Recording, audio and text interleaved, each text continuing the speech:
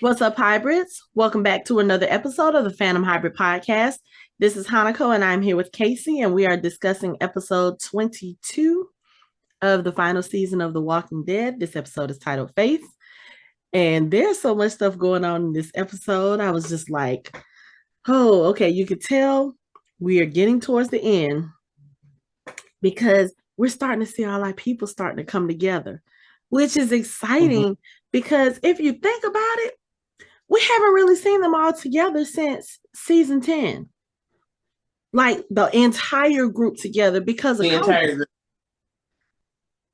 So True. now we starting to pull from here, pull from there, pull from there. And it's getting good. But we did a reaction video to this episode. I think it was this episode a few weeks ago at the camp. And the video did not record the way I wanted it to. So I'm going to have to go through and figure out how to fix that so we can get it out. Because we had some hilarious reactions to certain things in this episode. Let's get into it. So at the end of last episode, we figured out that Outpost 22 is actually Alexandria. The Commonwealth is taking it over, which we saw at the end of, 11B. But what they did was they're using it as a processing outpost to, I guess, process the new quote unquote immigrants or whatever other people that they find in other communities. So, of course, our people are doing hard labor as punishment for their rebellion and for Sebastian's death and all this other stuff. So we get a couple of questions answered at the beginning of this episode. We see Magna's there. We see Princess is there. Nabila is there. So I was like, damn it, that means they got her and Jerry's kids too. Damn it. So anyway, Annie is there. We figure this out. So our people apparently have put something in the works where they're like, okay, this is what we need to figure out. They're trying to figure out how many guards are there, who's on the perimeter, and they're keeping track of this. Like Negan is writing this down on a piece of cloth. And when I saw him doing this, all I could think of was, Negan, don't get caught. Don't get caught. It's just, I felt like he wasn't being subtle enough. Like he wasn't being stealthy enough. But he was being Negan. Because what happened once they found the paper was Negan, old Negan. Old Negan, not reformed Negan, old Negan, because Negan saw who the Warren was like, I know his kind. So he's just like, you want me to be a spy? Okay. That whole thing. Negan saw that coming a mile away. Of course he did. What was it he told Annie later on in the episode? He was like, hell, I used to be him. Yeah. But anyway, I'm going to say this for Annie, because while they're sitting there trying to figure out who's where, when Ezekiel comes over to get the map from Negan, that's when Negan realizes Annie is there working as well. So he goes to one of the guards and he's like, yo, what needs to be done in order for someone to get a break around here? And the guard is like, are you talking to me? He was like, look, I'm not talking about for me. I'm talking about for my wife. I'll pick up a couple of extra shifts if she can just get some time to rest. And of course, he's going back and forth with the guard because the guard is like, no, we don't negotiate with prisoners. The Commonwealth doesn't negotiate. Niggas say, I ain't talking to the Commonwealth. I'm talking to you. I'm talking to you individually. And they get into an argument because, of course, another trooper has to come over and be like, oh, is there a problem? No, he's just mouthing off. Oh, well, let's show him who's... I was like, you know what? These Commonwealth troopers, they just get on my nerves. I think we've been saying this since they just get on my nerves. They're already... They have a power trip. They have a power trip, but the thing is, they ain't that good. I can understand if you can handle your own shit and you were good. But anyway, they get into a tussle. Annie realizes Negan is right. Because Negan, I will say this. if I hadn't known that there was a spinoff coming, I would have been scared for Negan in this episode because Negan was pushed. He was towing that line. You know, when they knocked him down, he got up and he rushed one of the soldiers and knocked him down. I was like, Negan, dude, please don't get killed in this episode. Then Annie gets up and she runs and she was like, get off of him. She starts hitting at one of the soldiers. The soldier knocks her down. First of all, you knocking down a pregnant woman. I already got a problem with y'all Commonwealth soldiers. Now you're knocking a pregnant woman down. But he tells her to stay down. What did she get up? What did she do? She gets up and she knocks the shit out of him. I was like, this is why I like Annie. And it was like, I don't give a fuck what y'all finna do. Get off my man. Get off me. She says that a lot in it. I need a writer like that. That's the kind of writer I need. She says that a lot in this. Right. She says that a lot in this episode. She's like, get your hands off me. Get off me. I was like, Annie is not here for y'all shit. You will not be hitting on my baby daddy, is what she said. And you definitely won't be putting your hands on me. That dude knocked her down. She got up and whop. I was like, oh. Okay. It's a little feisty. Right. But then they take her away. I was like, okay. And then the camera kind of pans out and you see the windmill in Alexandria. And then who's in the bushes but Daryl and Carol with a pair of binoculars seeing everything that's going on. I said, oh, y'all done fucked up now. Because if Daryl and Carol are there, that means so is Rosita, so is Gabriel, so is Connie. So now you have this group out here and you've got what, Negan, Ezekiel, Kelly, Magna, Princess, Nabila. And I don't know if Nabila is a fighter, but I'm pretty sure they done took her kids. I'm pretty sure she ready to whoop some ass too. Hello. So you have these two groups on this side. And then who do we see on the inside as well?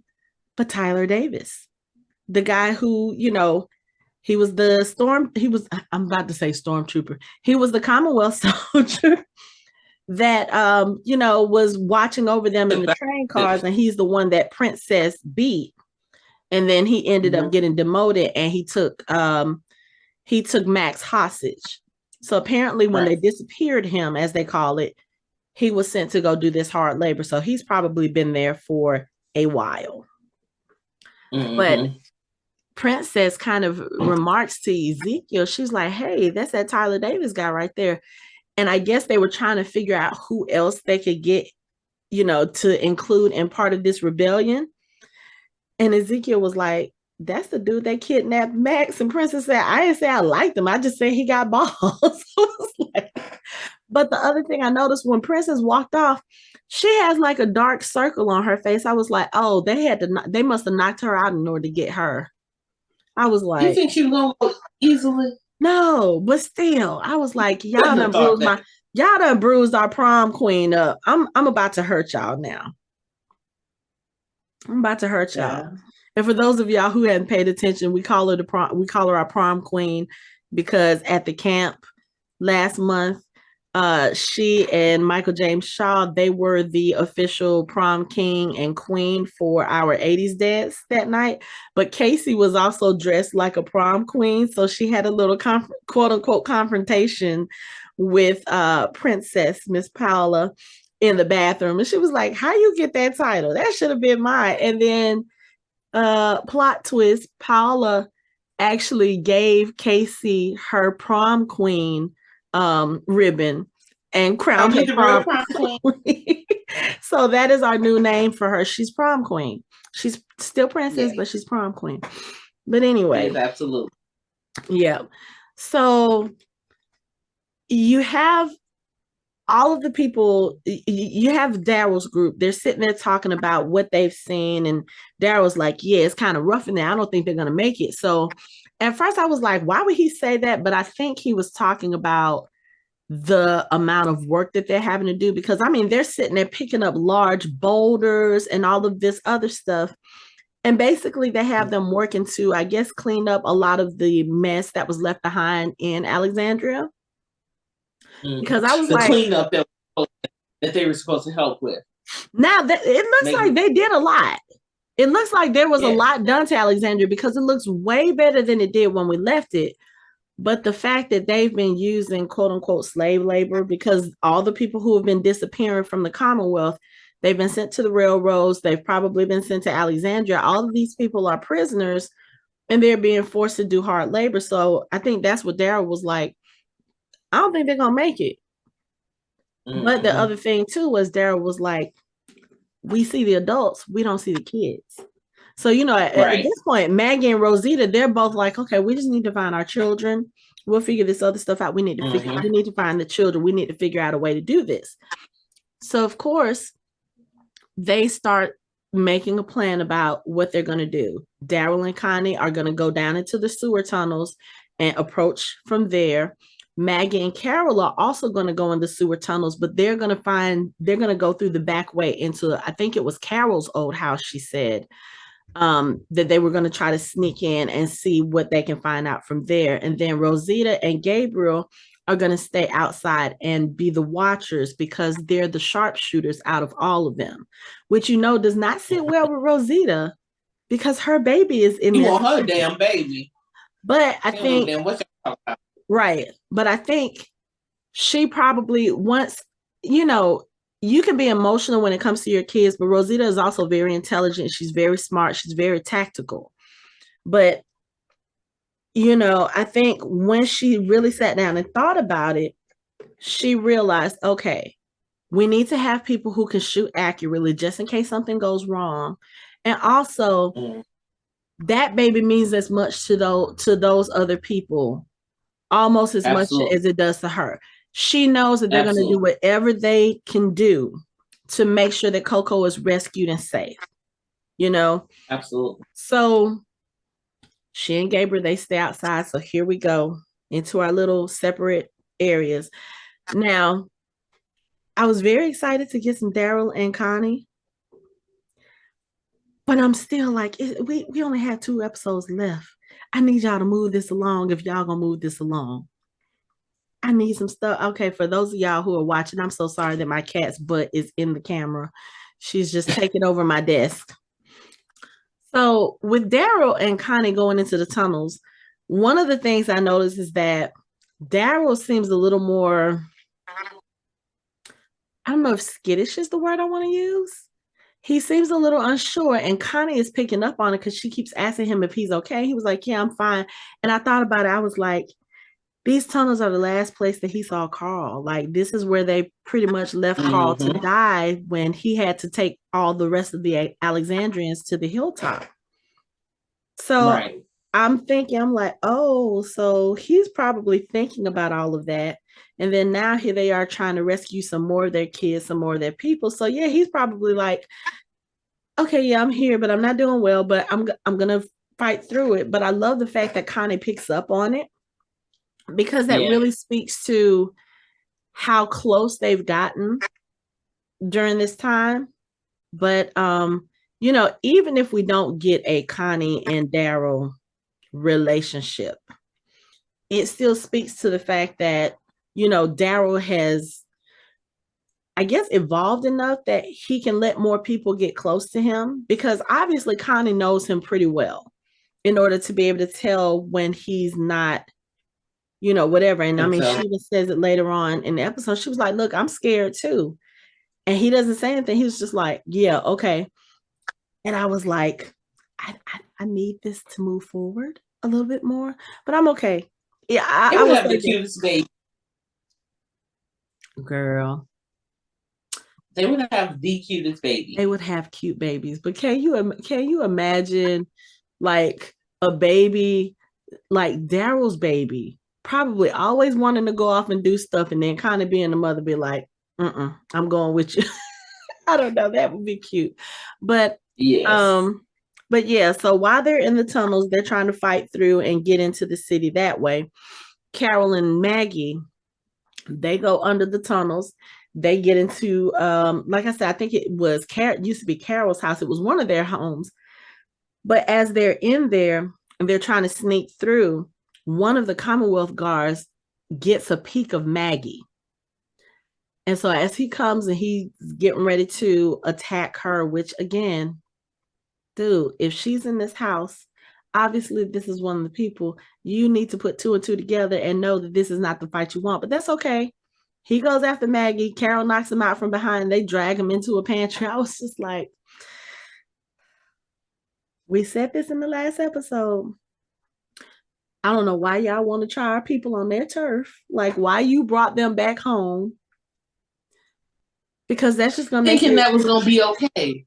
Thinking even if you go into somebody else's house, you don't know all the intricacies and back doors and sideways and side panels and panic rooms in nobody else's place. So you're gonna take them back to where they started, where they know everything. You change the name, but it's still the same place. And keep in mind, this place has been overrun a couple times. And they've always, like we said, they've always built it back. They've always fixed it up. You know, I was going back through, you know, I always talk about my YouTube deep dives when I just, you know, decide, okay, hey, I want to go look at some Walking Dead clips, and I'll just go pick out random clips of big moments or emotional moments. And last week I was looking at the moment where Carl got shot and they took him to Denise, and Rick was like, okay, you know what? Fuck this shit. And he walked out with his little axe and started killing everybody. And then, of course, Daryl, Abraham, and Sasha came back with the gas truck. So I was sitting there watching all of that, and I was like, if y'all don't understand, like, I don't know what information y'all got from them when you did the intake, but if you don't realize, I mean, Pamela even knows. Daryl told her that they built this place back up every time they lost it. It's been overrun with walkers, even though Daryl set most of them on fire in the pond. The next morning, there were nothing but dead walker bodies in. So you mean to tell me that they cleaned all of that up, all of those walker bodies? They figured out a way to clean up the pond. Think about it. He put a lot of gas in that pond, but they were using that same pond for water a couple of years later or a few years later. So this is a place that obviously means a lot to them. Right. They're not just going to let you take this shit over. No matter who you are, no matter how powerful you think, they didn't give it to the wolves. They didn't give it to Negan. They didn't give it to, was that the wolves that crashed the truck into it? Yep. Was that the wolves? Mm-hmm. That was the wolves. Mm-hmm. They not, you can't just come take my house. Right. I mean, even after the whispers trampled through it. Trampled through all of the gardens. They didn't have any food. And they were still trying to sit there and save it. It was torn apart by a storm.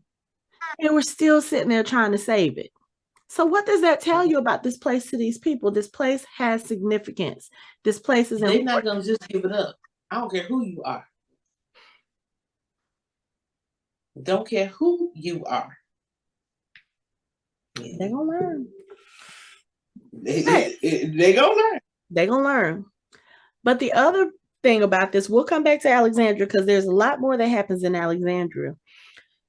Out on the road, you still have Aaron and Jerry, Elijah and Lydia.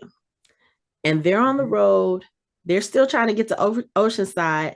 And I thought that this scene with Elijah and Lydia was a little bit weird because Lydia is about to kill a walker and Elijah's telling her, no, wait, don't do that. And after she's done, he was like, why did you do that? He was like, it could have been a, what do they call a climber or, you know, the variant walkers. And she was like, I know it wasn't. And he was like, but it could have been. And I'm sitting here like, dude, this woman grew up walking with walker herds. If anybody's going to know what's a walker and what's not, or what's human, it's her. She'll know. Let her do her thing. Right. And you see that a couple of minutes later, they hear something in the woods and she's sitting there looking. She tells Aaron, she was like, that's human. That's not a walker. And Jerry's like, are you sure? She was like, yeah. Y'all gonna learn to listen to these kids at some point. I mean, most of the time they need a whooping, but sometimes they know what they're talking about. But I mean, if you think about it too, Lydia technically is not, I don't think she's a kid anymore at this point. She's probably about 19-ish, 18, 19-ish around here. But anyway. Give her the benefit of the doubt. We'll give her the benefit of the doubt. Yeah. But they sit there, they get prepared to fight. They call out. They're like, Aaron is like, come out. We know you're there. We see a couple of pairs of feet. And then here the fuck is Luke. Finally. When I say we cheered, Casey, Michelle, and I watched this episode together. We cheered so hard when Luke showed up on the screen. We were like, finally. Like, we know in real life, Dan Fogler has been out there living his best life, being Jacob in the Fantastic Beasts franchise and doing some other things. So we understand that. But still, I was so happy that they brought him back for, the last bit of the show, which I don't know how long that's going to last, but they brought him back and we have Jules. So yay, we have a little bit of a reunion. And then, of course, Aaron and Jerry, they tell them, hey, we were getting ready to go to Oceanside. You guys can join us. And that's when they're like, it's gone. First of all, I was like, what do you mean it's gone? Like, gone? Like, everybody's gone? No. But you know what? We never saw what happened after Hornsby flipped his coin. Remember, they was all lined up and he flipped a coin, so we never knew what happened. We don't know, right? The little bit that we got from Luke in this episode, he says that some guys in some white armor, they showed up, they took it over, and then he said, yeah, Hornsby men, they came and they took over Oceanside. He said that him and Jules were out on a run, and I believe maybe Rachel and some other people were out on a supply run. And he said they wanted to stay and fight, but Rachel told them no. Now, again, here's my question, because Aaron mentioned Cindy a couple of episodes ago, Cindy and Rachel, as far as like being leaders. But again, we have no mention of Cindy. I don't think we're going to find out what happened to Cindy at this point. It's too much. It's too much other stuff going on with the main story with the Commonwealth and Alexandria. And I think that's probably for the rest of the series where they're going to focus their, the storytelling.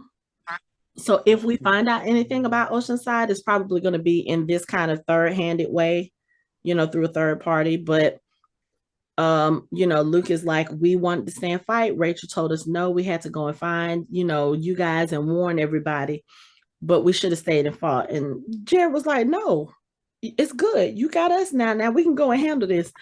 I was like, and at this point, I know that was Lance, but Pamela has probably figured out, oh, Lance has people there too. So we're just going to keep them there and do whatever. I don't know what she did to Oceanside.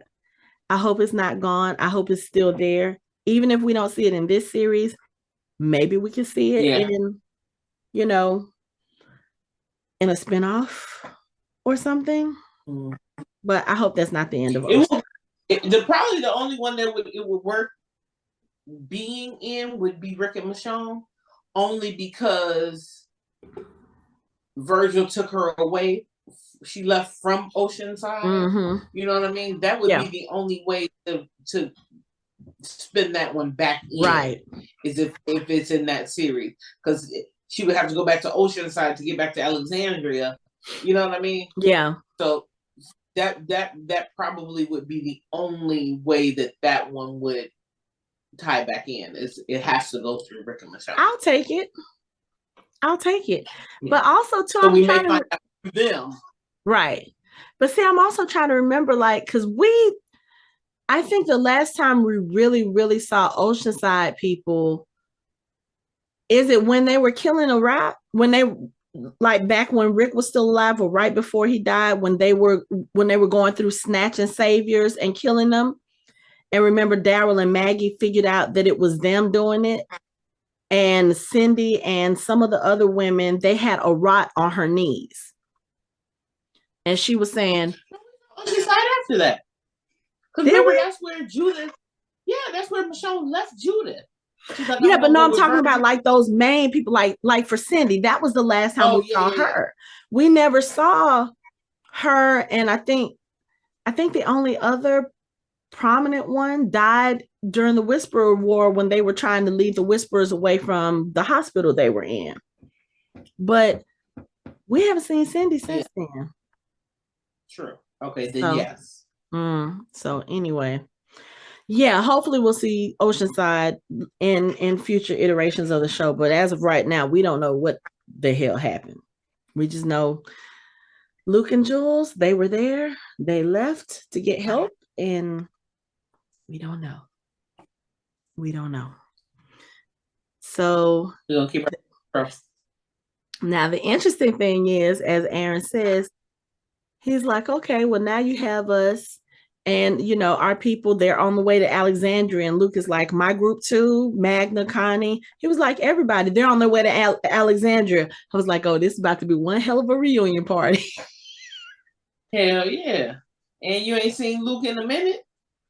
But not only that, they're all on their way to Alexandria, where some of your people are being held hostage, and the other some of your people is about to try to rescue those hostages. Yeah, this is about to be a bang up reunion, and not in a good way for the Commonwealth at all. So I was like, okay, at all, right. Let's see. Let's talk about it, Eugene, for a little bit, because this is the episode where Eugene has his trial. And when I tell you, I wanted to reach through this screen and punch Pamela in her face with them fake ass crocodile tears. I just wanted to hold my son one last time, but you turned him into a monster. Bitch, please. Look, you turned him into a monster before he even died.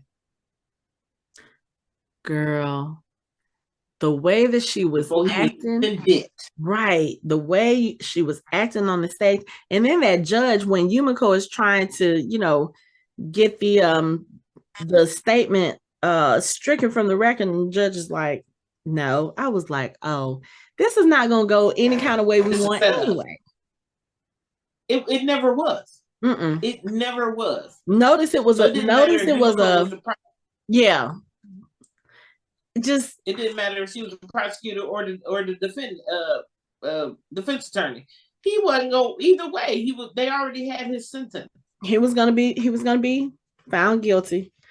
But when they're you know, they, like I said, they're at the trial, and Yumiko is like, she's doing a good job, but of course we already know everybody's mind is already against Eugene, because this is what Pamela has kind of, I guess, ordered maybe. But the people who were standing in the rafters, the citizens, you can see they're like, yeah, we're not with this dog and pony show. Hell no. And then when the motherfucker talk about that wasn't my son on the tape, everybody was like, what? Like, we all know his voice too. We know that was him, his snarky little ass. Now we dumb. Not only that, we dumb too. Oh, okay. Oh, it wasn't him? Maybe it wasn't him. You think we this gullible that we ain't gonna know? Because if it not only that, wasn't he just speaking on the microphone before that damn tape played? So you think we can't tell that this is the same person? It was altered.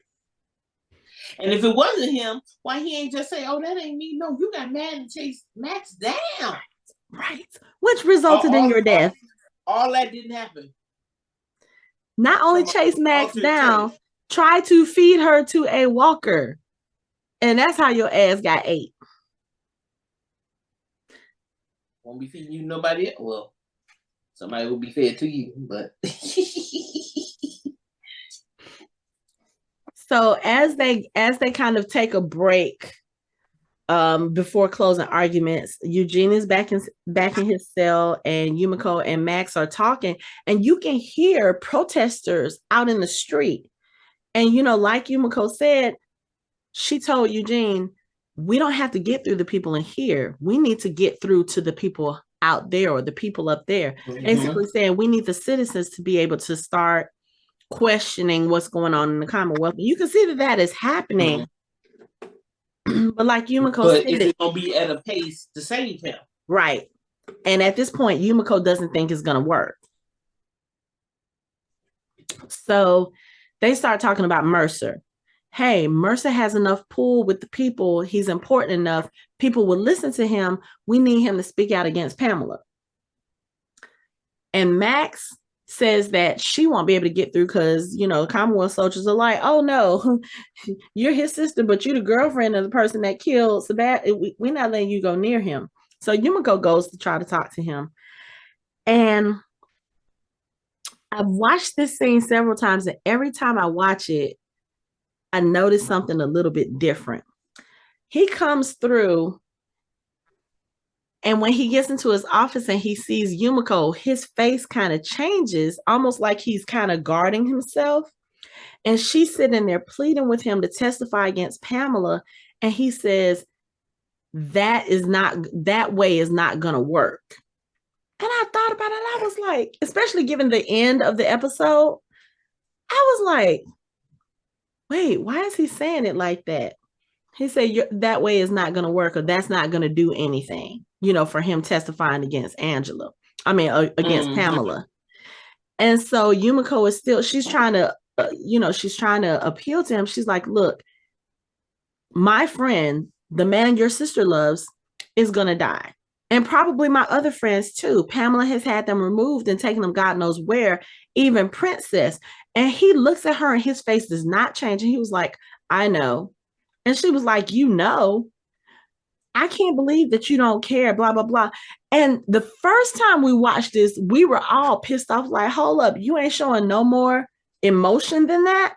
Then the more I watched it, especially after the end of the episode, when I went back and watched it, I was like, oh, this motherfucker got a plan in motion. But I think he was trying to, because you don't know who's not to let it out. Right. And you don't know who's watching who. So he's probably like, okay, yeah, let me just put on this stone face like I am pretty much the Commonwealth's man, and let me figure some shit out on my own. Because again, we've been saying this since the start of this part of the season.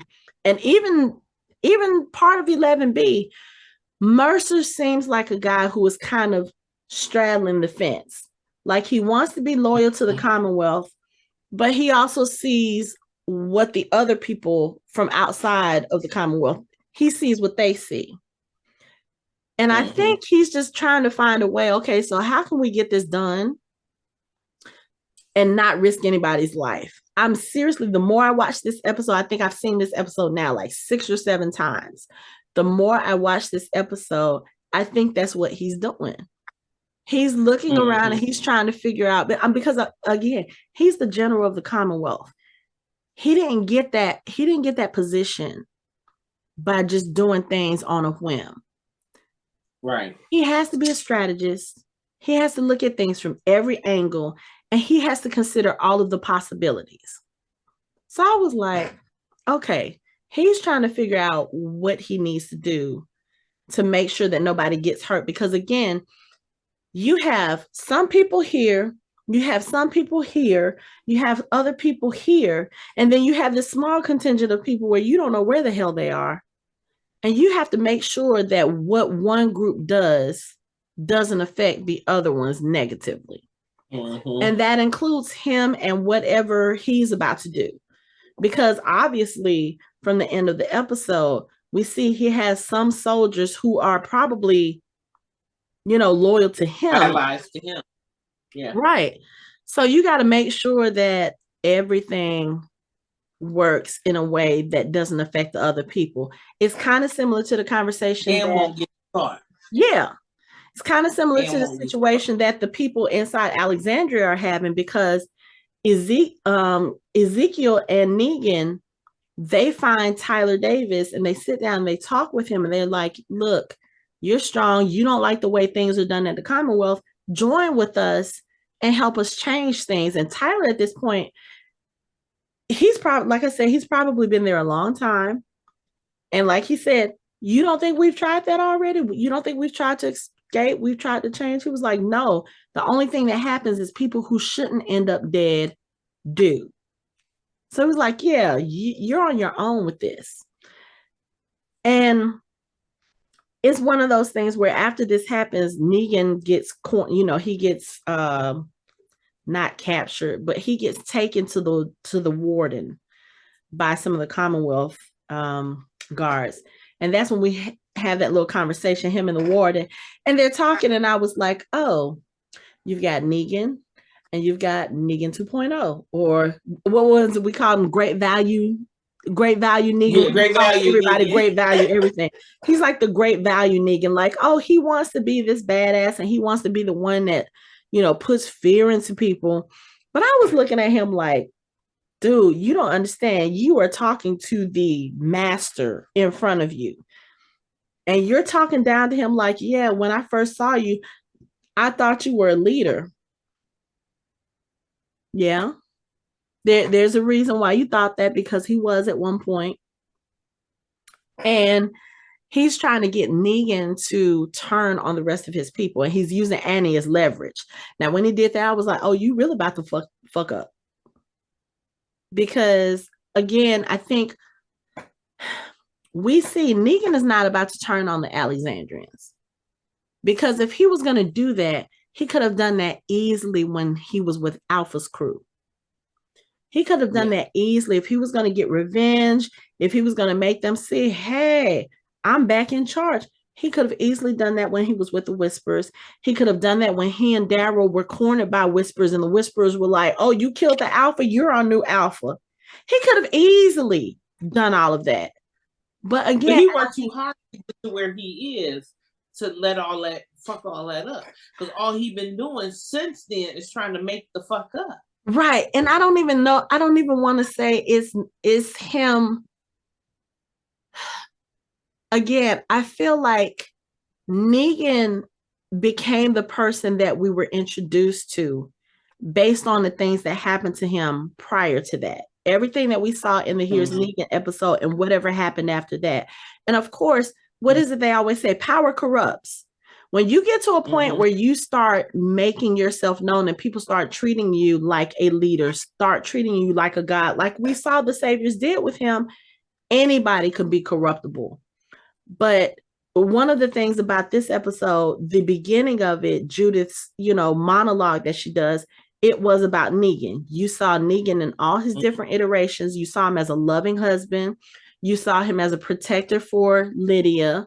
You did see him as the person who terrorized our group in the circle. So you see all these different versions of him. And I think part of the story about Negan that they're trying to tell in this last part of the season is, who is this person really? When you take away everything else, like, who is he at his core? Who is he really supposed to be? And yes, I still feel like part of that old Negan is in there. And like I said a couple episodes ago, we kind of need that part to stay there, because if they come up against somebody else like an Alpha or like this, this Pamela Milton, he's going to need a little bit of that treachery in order to save other people, because he's the type of person that will be willing to do what other people want. You know what I'm saying? Right. In those instances, in a way that kind of sort of makes him a good leader, because he's willing to do what he needs to do to save his people. And there's no argument about that. The bullshit that he did, he was doing it to save the people that he had. I'm not doubting it, but dude, you could have done things a little bit better. You didn't have to go full out villain the way you did. But okay, that was then, this is now. He's trying to change. He's never going to be able to make up for the stuff that he did back then. But what he does here on now, that I feel like is what needs to be focused on. But again, he goes into this warden's office. Warden's trying to get him to spy for him, because he was like, yeah, we found this little map. Somebody's been keeping track.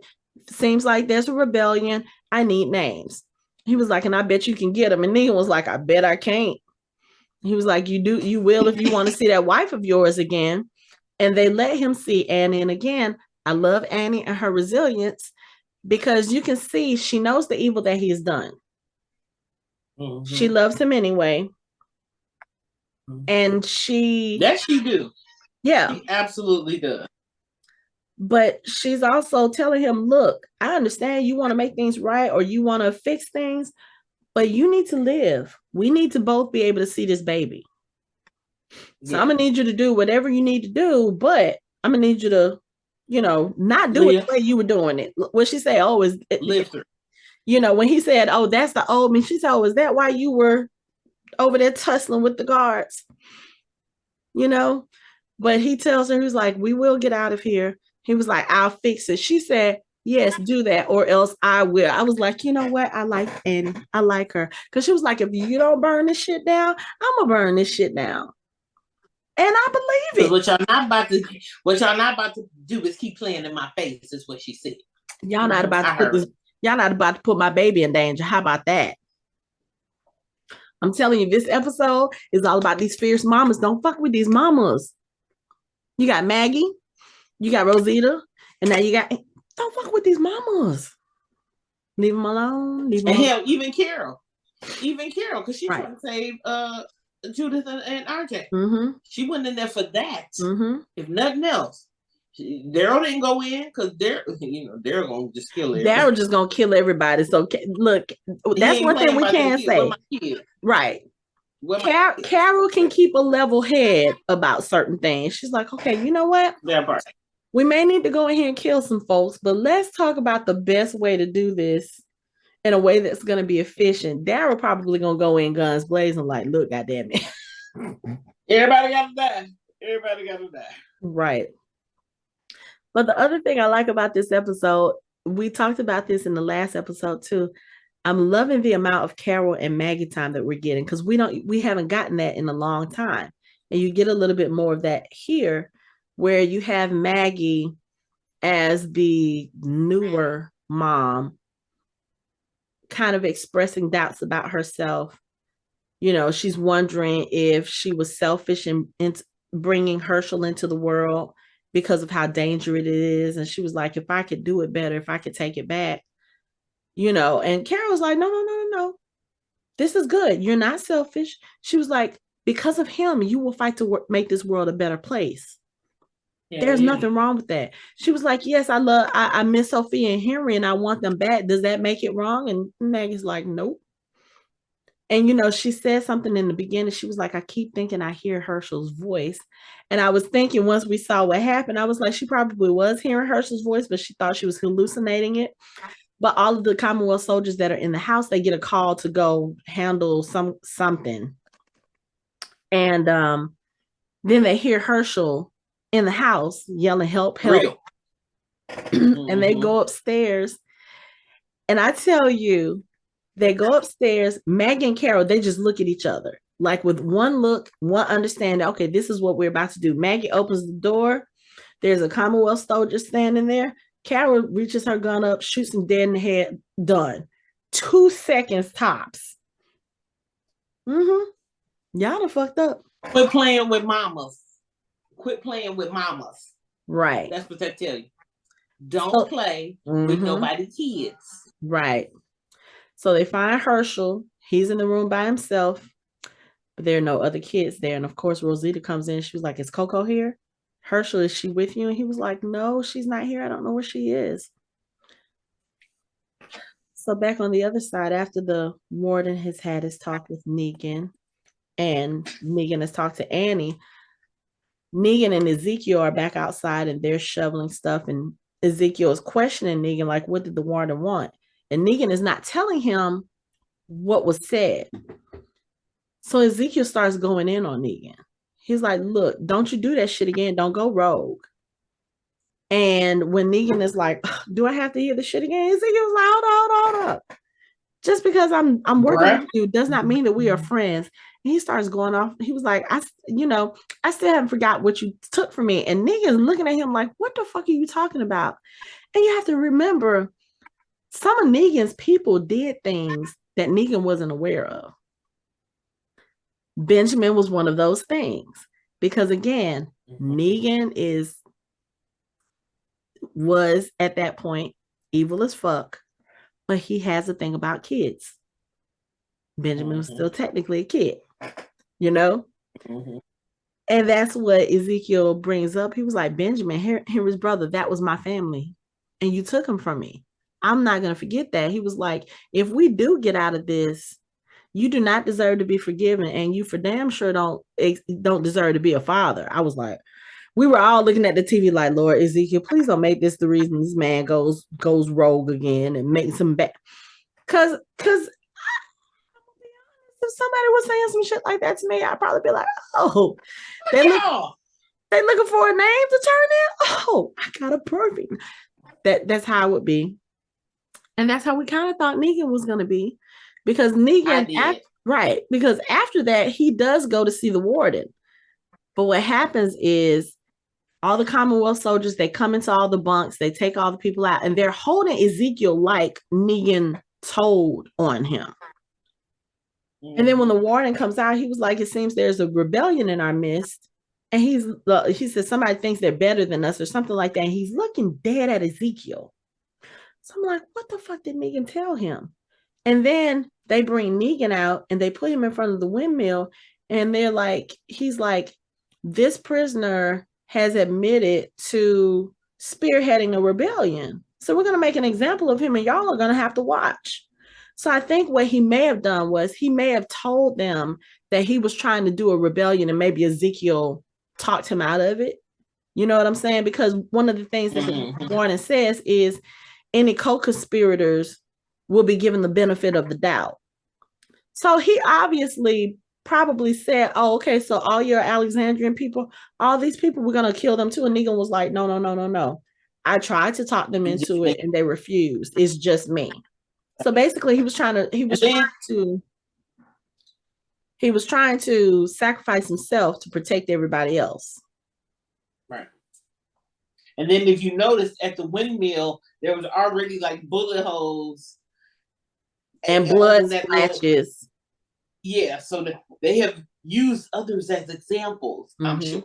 Yep. And their method of execution is firing squad. Like, which, okay, you know what? Unless y'all have like an abundance of bullets, which this being a Commonwealth, they probably do. Why make 6-7 soldiers try to shoot somebody? It only takes one bullet. It only takes one. But anyway. Or it could be like back in the day, firing squad, everybody had a gun, but only one person was shooting real. I don't know, because when he was telling them to aim, all of them were hoisting their guns up. That's true.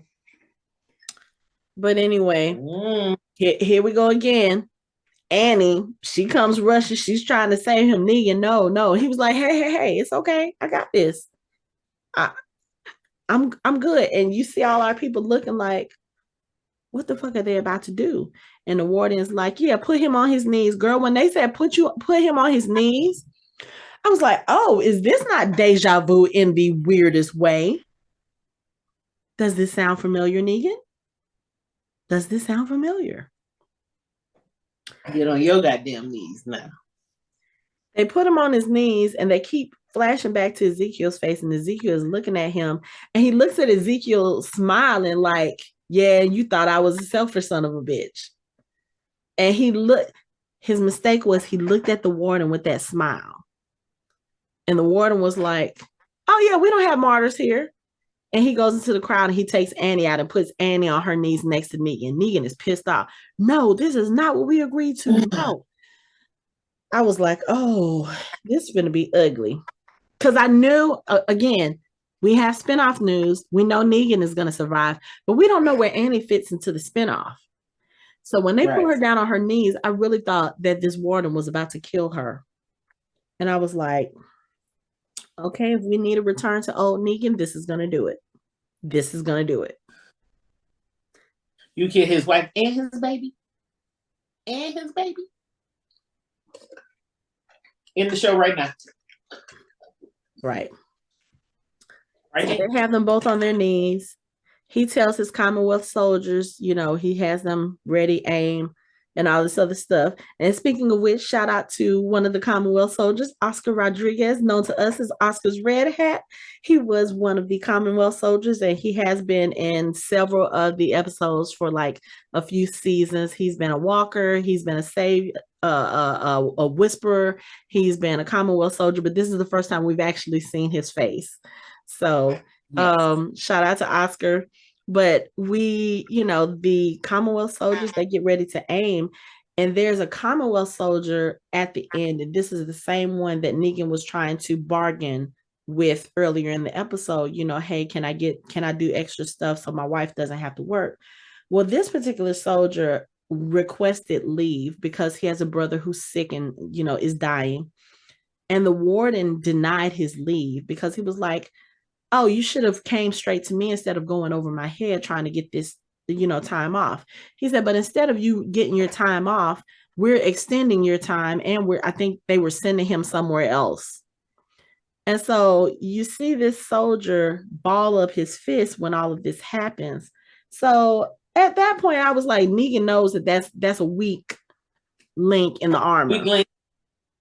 So when he's lined up, or when the soldiers are lining up, Negan reaches out to him. He was like, hey, you have a family. Don't do this. Because, of course, at this point, everybody knows that Annie is pregnant. It's like, don't do this. And he's about to, the warden is about to have them kill all of them. And Ezekiel raises his hands. He walks through the crowd and he stands in front of Negan. And Negan is like, what are you doing? Ezekiel's like, I don't know. I'm just going to stand here. And as soon as he does that, here come Kelly, here come Magna, here come Nabila, here comes Princess, here comes Tyler Davis and a few of his people. They all go to stand in front of Negan and Annie as like a wall. And the warden is nonplussed by this. He was like, oh, okay, just shoot them all. And the soldiers kind of hesitate like, everybody? Yeah, but there are a couple of them. That first soldier, when he started smirking, I was like, your ass gonna be the first one to die. Because he was smirking like he was enjoying this. So this soldier that Negan was talking to, he's the first one to lower his weapon. And then a couple of the other soldiers, they kind of lower their weapons. And the warden is like, what are you guys doing? And the soldier goes and aims his gun at the warden. Then this is where all chaos comes in, because the other Commonwealth soldiers don't know. They're like, okay, so which side are we fighting for? So you have one soldier, right? You have one soldier aim at that first soldier, and he ends up killing the soldier that aimed at him. And then all the chaos comes out because you have the soldiers basically at that point choosing their side. The warden is like, fuck all of this. He grabs Kelly and puts a knife to her. I was like, you know what? If you hurt my Kelly, I'm about to riot. It's gonna be a problem. Magna, they were holding Magna back because Magna is like, yo, get off my girl, get off my friend. And he's sitting there, he's backing up. He's got Kelly, in this headlock. And you just kind of see a little shadow coming from behind him. I was like, oh, you about to get shanked in the back. Shoop. Daryl has snuck up behind him, stabbed him, did something. I don't know what he did. Whatever he did, I think it paralyzed him. So I don't know if he severed his spine. He did something, whatever. Warden falls on the ground. Connie and Kelly are reunited. Negan is about to kill this warden he was about to bash his head in with the rock. Here come Rosita and Gabriel. Rosita's like, Negan, don't kill him. She's like, where's my daughter? What'd you do with my daughter? Coco? This dude is not answering. So one of the soldiers who has turned already, again, very quickly, we talked about this in the last episode, like there's no rhyme or reason to how quickly these dead people turn now. Some of them take a long time. Some of them turn instantly. I'm like, I need to know what the difference is. It has to be something. It has to be something in the DNA. But anyway, Walker turns. Rosita grabs him, puts him in the warden's face, and she's like, "Where's my daughter? Tell me where she is." And this dude got the nerve to laugh and say, "You will lose everything. How about you first?" Because Rosita just munch, right, shoves the Walker into his face, and everybody's just standing there looking like, "Oh, well, he deserved it." I mean, you see some of them kind of looking like, oh, that was a bit much, but everybody else is looking like, if he ain't gonna tell, what use are you now? That part. Kill him. But it makes me sad because we still don't know where Coco is. We don't know where Nabila's kids are. We don't know. Only one at this point, Herschel. So I'm thinking they probably, we thought at first they probably kept all the kids together. Now I'm thinking they probably separated them to make it more difficult for the parents. Like, okay. My thought is the way that they had Herschel, was they interrogating him? I don't think so. I think they just had him off to the side because I feel like what I mean? Yeah, it does look like it. Yeah. But I think what they did was they probably separated all of the kids because at least they separated them. They had one guard with Herschel. And I guess they figured, that would be enough. I mean, he's a kid. What is he going to do? I guess they figured if anybody came to try to take any of the kids, whoever was being breached could warn the rest of them. You know what I'm saying? And they could do whatever it is they plan to do, whether it was going to be kill the kids, whether it's taking them to another location, whatever. But it's harder to do that if you have all the kids together. Plus, a lot of kids, I feel like even if they're... Anybody trying to watch all them? Huh? Anybody trying to watch all them kids? That too, but also those kids gonna make noise. Like, yeah, you can tell one kid to shut up and do that, but you got a whole group of them, they're gonna cause you some problems. And those Commonwealth soldiers they're not equipped to deal with that. They are not. No. So I think it was probably just easier for them to separate all the kids and be like, okay, you take this one and you take those and you take those couple, you take the dog, because I'm still thinking dog is with the kid, with some of the kids at this point. I don't know who. Better be. Right. Dog better. So that's probably what they did. They just separated the kids like, oh, okay. So if somebody comes, to try to take them, then we have a contingency plan in place. Okay, cool. Makes sense.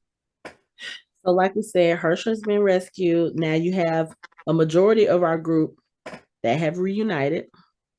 Yay. And taken back Alexandria. Right. Eugene at this point has decided to make his own closing statement in his trial.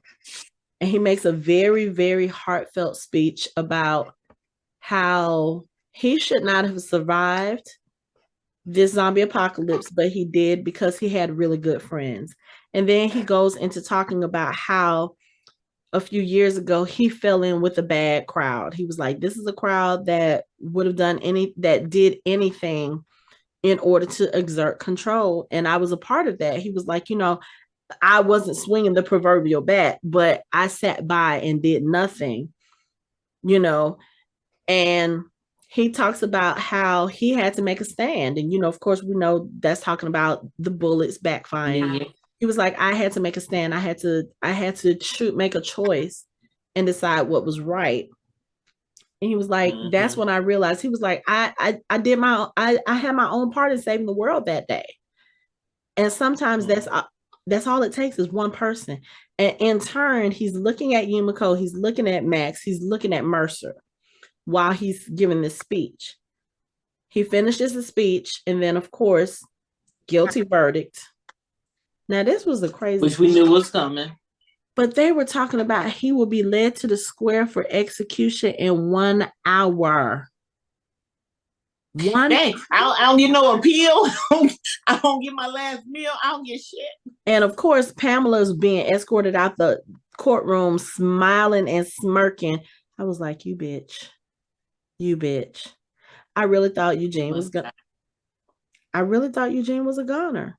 I really did. Then what we see is at the end of the episode, he's being led through the tunnels where the cells are. And he's got a burlap sack over his head. He can't really see much out of it. And I was like, oh, here we go. They're taking him to execution. And they come around a corner, and here comes Mercer with 2 of his guys. They take the sack off of Eugene's head. And of course, Eugene is up under there crying because he thinks he's about to die. They take his handcuffs off. Mercer's just looking at him, and he was like, time to fuck shit up. What? When I say we screamed in that room, we screamed in that room. Screamed. And then that night at the camp, Michael James Shaw was there to watch the episode with the fans that were there. They have screening. And so we were there for the screening as well. Some of the fans had not seen it earlier that morning. So you can imagine that definitive line coming from Mercer, like fully telling us what side he's on. Yes. When I say the whole room went nuts, like I love doing viewing parties and stuff with stuff like that, because those audience reactions, that makes you understand, like, oh, okay, I'm not the only person who got excited about this, like, went nuts. But I'm like, oh, okay. And Eugene is still sitting there looking confused, like, wait a minute, what just happened? Like, is he for us? Free? Right.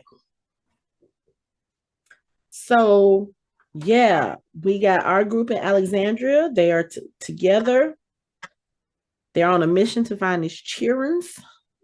You've got Aaron and Jerry and all of them. They're on their way to Alexandria. You got Eugene in the capable hands of Mercer now. So I'm like, oh yeah, this is about to be an epic reunion. It's about to get good. It's about to get good. We're about to have an epic reunion. You know, you be chugging up the roller coaster, We right at the top, right where they drop you, right where they hold you, right before they drop. Mm-hmm. That's where we are. That's where we are. With our feet dangling over the edge of the roller coaster. I don't like dangly feet.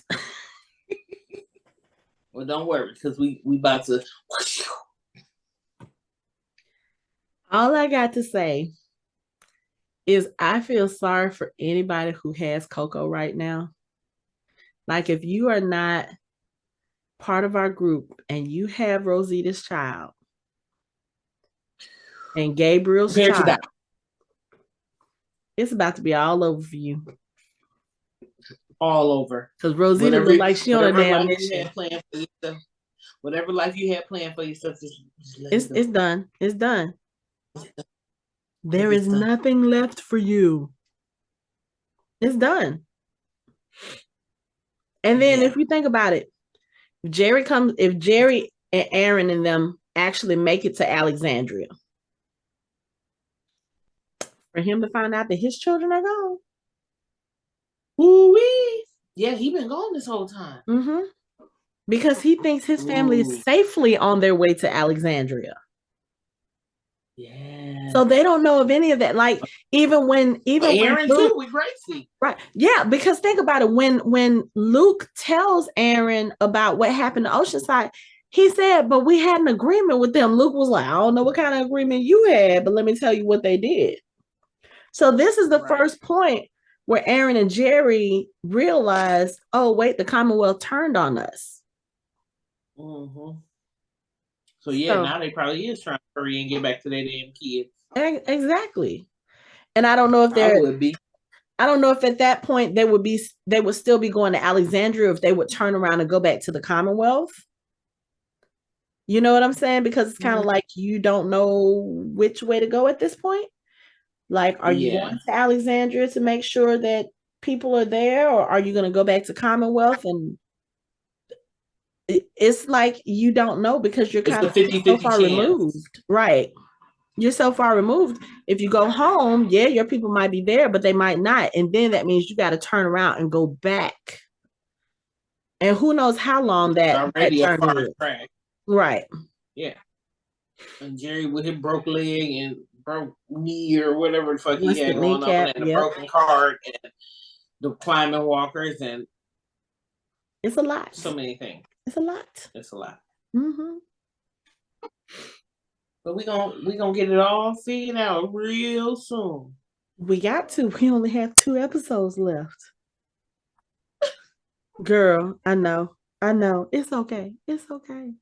We still got spinoffs, but it's so weird thinking only 2 episodes left. And I feel like there's so much they have to do and resolve in these 2 episodes.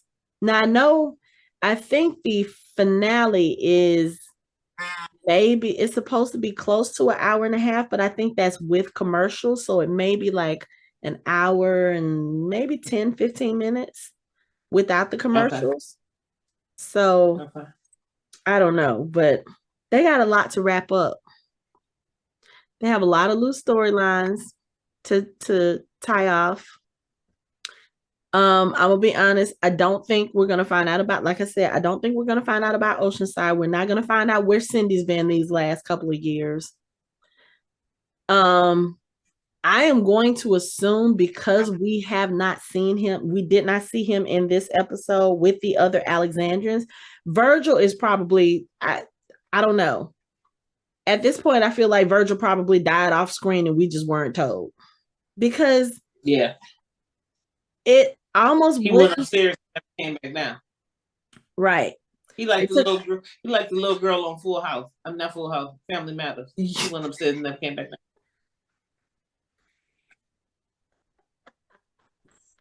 We know she was there. Right. But I mean, because the last time we saw him, he was talking to Judith. This was during the storm. He was still recovering from his injuries from saving Connie. So it's kind of like, oh, you just threw him in there to save Connie, to give Connie a way back into the story and to tie it with Michonne. And he just vanished in this air. I mean, he just vanished into air. He would Heath. But see, at least we know tentatively that he's supposed to be with the CRM. We do know that because that was confirmed in an interview a few years ago. So even though we haven't seen it, it hasn't been mentioned, we know that's probably where Heath is. And so hopefully that means he'll show back up in the Rick and Michonne show. Because Tails. If they do another season of Tails, yeah. If they do another one. But the other thing, but I feel like they've dropped so many different little storylines or so many characters and don't tell us where they are. Like, I know the writers have a lot to do and a lot of story, and they're trying to focus on the main story. But don't introduce us to characters that we like and then just disappear them like the Commonwealth and never tell us where they are. I still want to know where Cal is. You remember Cal? Cal was one of he was from the Hilltop. He was the Asian dude that was always at the top on the lookout. He was the one that Gregory was always telling him to drive him somewhere. Where's Cal? Yeah. Where's Georgie? We still don't know where Georgie and the twins are. So I don't know. Like I said, I know they have a lot of stuff they have to wrap up, but at least just give us some gems. Just tell us something. Right. But I don't know. We got 2 episodes left.